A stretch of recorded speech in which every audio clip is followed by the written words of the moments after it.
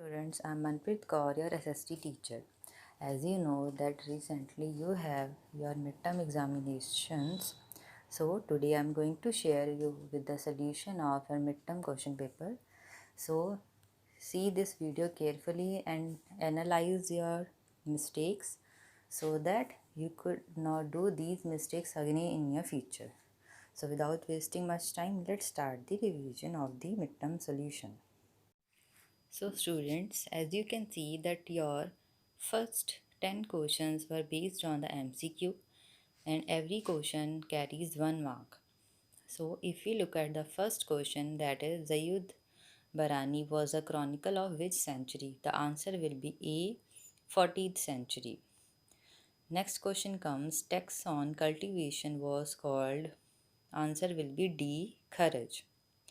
Number 3. Babur defeated the Sultan of Delhi dash in April 1526 AD, that is Ibrahim Lodi.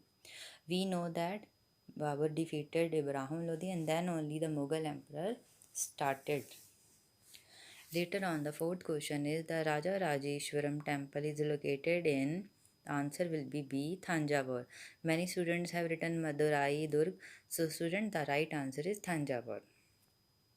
The next question comes, that is texts were leaved by the Samanta. If the question, many students have written traders, weavers, so you might have got confusion in the question.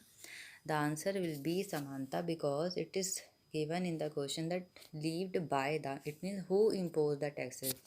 If the question was like the taxes were levied on the, then the answer would be traders or weavers. Okay. The next question is dash were often central to the economy and society. Answer will be D, temples.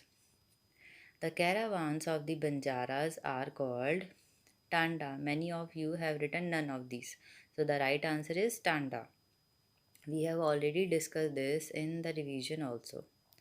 A group of families who are related to each other are called clan. We are talking about Ohans and Gonda clans. Yes. So many of you have written class or gang. The right answer is clan. The next is the dash knowledge of Sanskrit texts which made them respectful or in the society are Brahmins. Who had the knowledge of the Sanskrit texts? That were Brahmins. The last question is Delhi became first capital of a kingdom under the which dynasty? The answer will be Tomra. Now comes the filling the blanks. There are total 5 filling the blanks. Let us discuss them. Now the first 5 Deccan Sultanates were Berar, Khandesh, Ahmednagar, and you have to fill the answer with Golconda and Bijapur. Many, I think so 90% students have written the answer right. Only few have done some mistake. Now the second answer is Dash was the founder of Mongol Empire. This is very easy question. Genghis Khan was the founder of Mongol Empire. Now comes the potato, dash, chili, tea and coffee. The right answer is corn and tea were the new crops introduced in the subcontinent during medieval period. Now the fourth is Hampi was the capital of which empire? Vijayanagar Empire. The next comes the Qutub Minar was built by Qutubuddin Aibak. Now we will discuss the following question that we have to answer in one line. Every question carries 1 mark. Now Prashasti. Now texts wrote in praise of kings and their achievement are known as Prashasti. They could be manuscript or inscription. Yes. Now what are garrison town? A fortified settlement with soldiers is called as garrison town. Iqtadars, military commanders, governors who were appointed to control Iqta were known as Iqtadars. I think so 90% students have written the answer right. Now the system of taxation in with different tax for different rates for different crops in different provinces are known as Zabt or simply a revenue system during Mughal period. 90% of the students have written this answer, so that is also correct. Now we will discuss about Nagaram. Most of the students have not written this answer right, so please do pay attention on this. Council of Traders for trade related activities. It is operated with markets for local produce. Now, short answers. Who were the parties involved in the tripartite struggle? The parties involved in the tripartite struggle were the rulers belonging to the Gujra Pratihara, Rashtrakuta, and Pala dynasties who fought for the control over Kannauj. Because there were three parties in this long drawn conflict, historians often describe it as tripartite struggle. Now, what was the language of the administration under the Delhi Sultanate? Answer will be language of administration under the Delhi Sultanate was Persian. Now, the third question, what kind of exchanges took place between nomadic pastoralists and settled agriculturists? Now, nomadic pastoralists gave wool, ghee, etc., and the settled agriculturist gave the nomadic pastoralist grains, clothes, utensils, and other products in exchange of that. Now we will move on to the short answer type 2, that is, and each question carries 3 marks. You are given 3 questions and you have to do any 2. Now, in what ways the history of Gonds different from that of the Ahams? Now, the history of Gonds was different from that of the Ahams in the following ways. All have written the answer mostly correct, that Gonds live in the Gondwana while Ahams live in the Brahmaputra valley. Students, one thing you can notice that you have written the answers in like a paragraph. So you don't have to write the answers in paragraph. You have to write the answer in points like I have written. If the question is of 3 marks, you need to write at least 3 points, and if you are writing more, then it's good. Okay. Similarly, so next time if you are writing answers, try to write the answers in points. Okay. Now the second point is Gonds practiced a shifting agriculture while Ahams did not practice shifting agriculture or cultivation.